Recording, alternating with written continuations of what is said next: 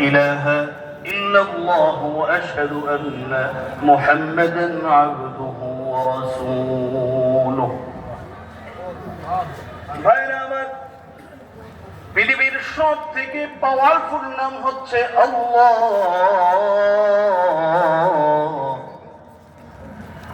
এই জন্য দেখবেন কিছু মানুষ আমার আল্লাহর নাম শুনলে সহ্য করতে পারে না।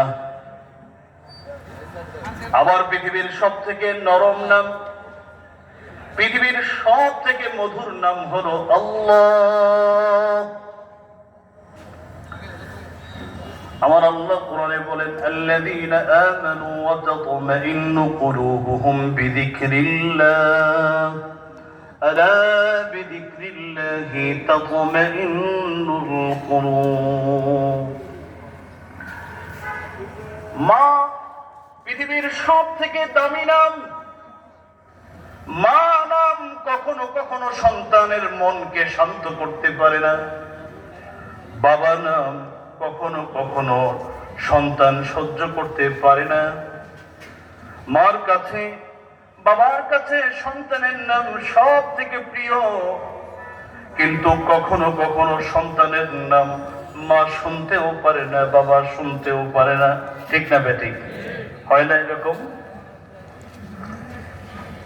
জন্মদাতা বাবা বলে, এই ওর নাম আমার সামনে উচ্চারণ করবি না, কারণ এই কুরআনকার সন্তানের নাম উচ্চারণ করলে আমি বরদাস্ত করতে পারি না। কিন্তু আমার আল্লাহ বলেন, পৃথিবীতে একটা নাম আছে, এটা মুসলমানের কলিজাও ঠান্ডা করে। বিপদের সময় যারা বেঈমান তার কলিজাটাকেও ঠান্ডা করে। এই নাম হলো আল্লাহ। আপনাদের থেকে খুব বেশি দূরে নয়, পদ্মা নদীর কথা তো স্মরণ আছে। যাদের বয়স একটু বেশি, এখন তো পদ্মা নদী হলো কেমন জানি এটার যৌবন হারায় ফেলছে। আমরা ছোটবেলায় যখন লঞ্চ দিয়ে যাতায়াত করতাম, তখন দেখতাম এক একটা ঢেউ কাকে বলে, মনে হয় বিশাল বিশাল কবর। আপনারা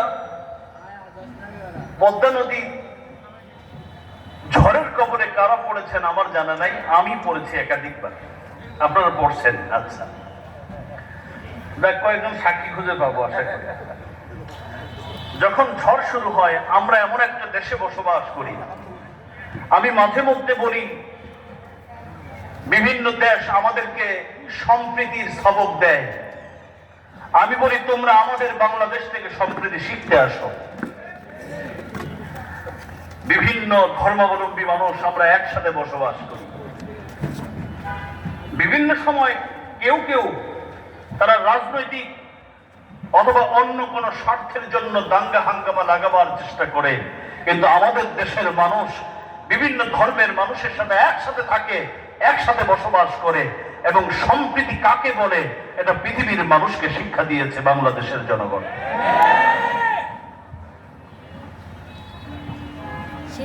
বেশি দূরে যাওয়ার দরকার নেই, পার্শ্ববর্তী দেশে যান। হাজার হাজার মুসলমানদের তারা কচু কাটা করে।